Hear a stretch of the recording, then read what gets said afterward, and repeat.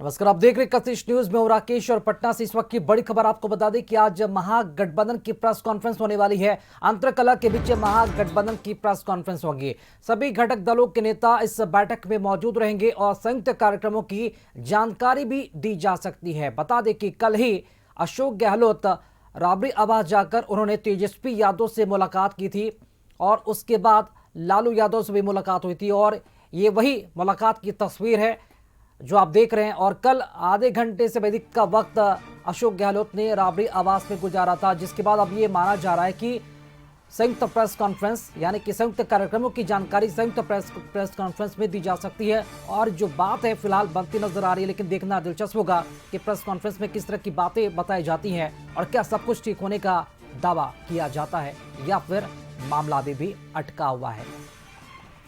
तो संयुक्त कार्यक्रमों की जानकारी दी जा सकती है, घोषणा पत्र के बारे में जानकारी दी जा सकती है और महागठबंधन कब कब साझा रूप से रैलियां करेंगे बिहार में, इसको लेकर भी अहम जानकारी दी जा सकती है। गौरतलब है कि बिहार में अगर बात की जाए तो कांग्रेस और आरजेडी और सीपीआई-एमएल यानी कि महागठबंधन के अंदर थोड़ी बहुत खटपट चल रही है, क्योंकि सीटों के शेयरिंग जो तालमेल है ठीक से नहीं हो पाया।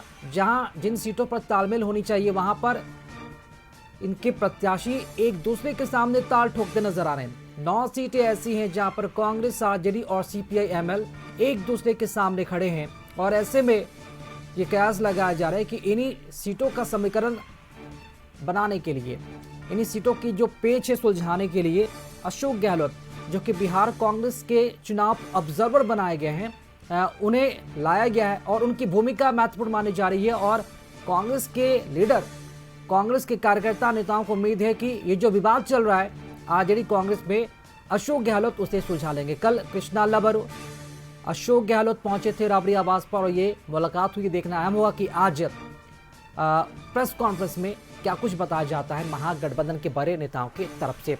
और चलिए इसी खबर पर दी जानकारी के साथ सहयोगी अंकिता इस वक्त हमारे साथ जुड़ चुकी है। अंकिता, कल आधे घंटे से भी अधिक मुलाकात हुई थी राबड़ी आवास में। तेजस्वी यादव, लालू यादव से अशोक गहलोत ने मुलाकात की थी। क्या जानकारी मिल पा रही है? प्रेस कॉन्फ्रेंस की भी खबर आई है, कब तक प्रेस कॉन्फ्रेंस होगी और क्या बातें बताई जा सकती, क्या नई बातें होगी प्रेस कॉन्फ्रेंस में महागठबंधन की तरफ से?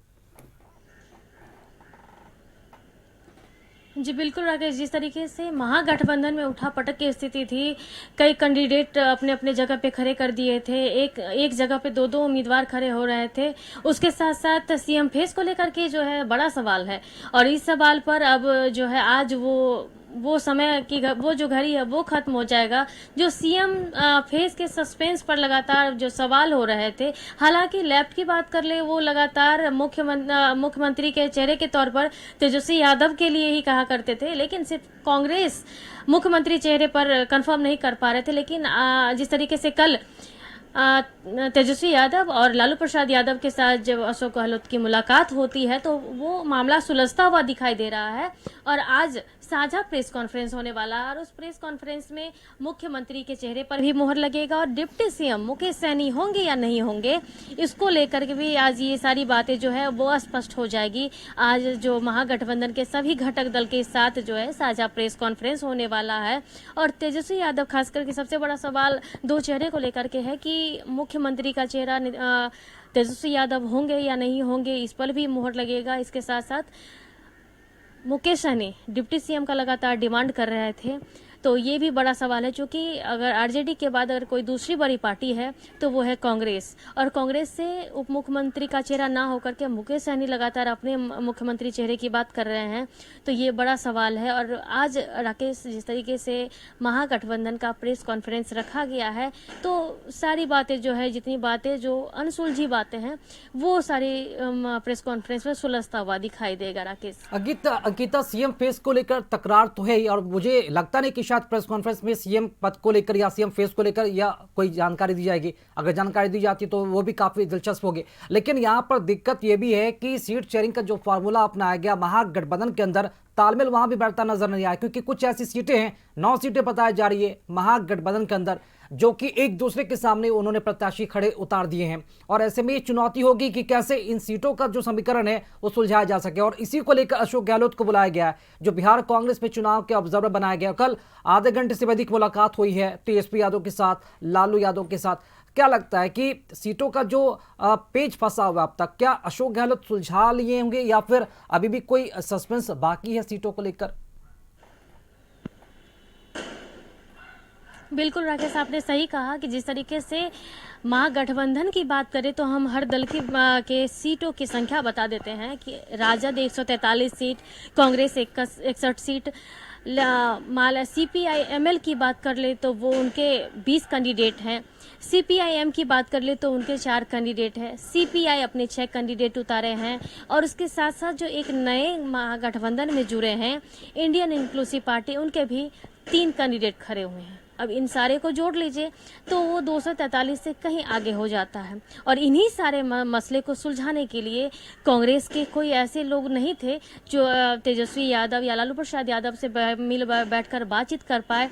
तो ऐसे में जिस तरीके से जो समस्याएं उत्पन्न हो रही थी, सामंजस्य की स्थिति नहीं बन पा रही थी, उन सारी समस्याओं को सुलझाने के लिए ही कल शाम तेजस्वी राबड़ी आवास पर पहुंचते हैं अशोक गहलोत। और लालू प्रसाद यादव से आधे घंटे से अधिक देर की उनकी मुलाकात होती है। और उस मुलाकात में, उस बैठक में बहुत सारी बातें जो है वो सुलझती हुई दिखाई दे रही है। जब तक अगर बातें नहीं सुलझती तो आज साझा प्रेस कॉन्फ्रेंस की बातें नहीं होती राकेश। तो आज जो प्रेस कॉन्फ्रेंस होने वाला है, उस प्रेस कॉन्फ्रेंस में स्पष्ट हो जाएगा मुख्यमंत्री के चेहरे को, उप मुख्यमंत्री के चेहरे को लेकर के हो, या फिर सीट शेयरिंग पर कौन कहां से कितनी सीट पर लड़ रहे हैं। ये सारी बातें जो है साझा प्रेस कॉन्फ्रेंस में स्पष्ट हो जाएगा राकेश। अंकिता, कोई जानकारी मिल पा रही है कि प्रेस कॉन्फ्रेंस कितने बजे हो सकती है और किन किन बड़े नेताओं की मौजूदगी होगी? टीएसपी यादव तो होंगे ही, कांग्रेस से भी होंगे, वीआईपी और लेफ्ट पार्टियां जो हैं महागठबंधन में, क्या उनकी भी मौजूदगी रहेगी? समय की कोई जानकारी मिल पाई है?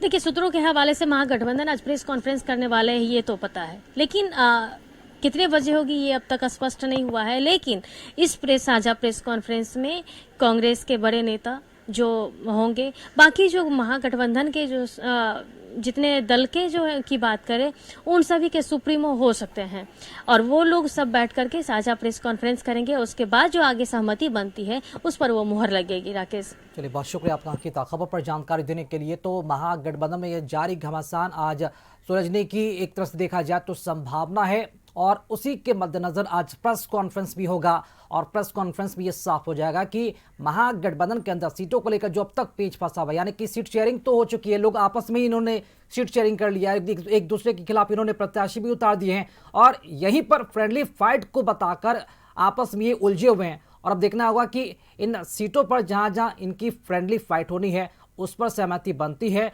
या फिर वहां पर तकरार की स्थिति लगातार देखी जाती है, जिसका खामियाजा भुगतना पड़ सकता है। और उसी को सुलझाने के लिए अशोक गहलोत ने लगातार कल मुलाकात की थी और आज उसी के संदर्भ में प्रेस कॉन्फ्रेंस भी होना है महागठबंधन के नेताओं की तरफ से।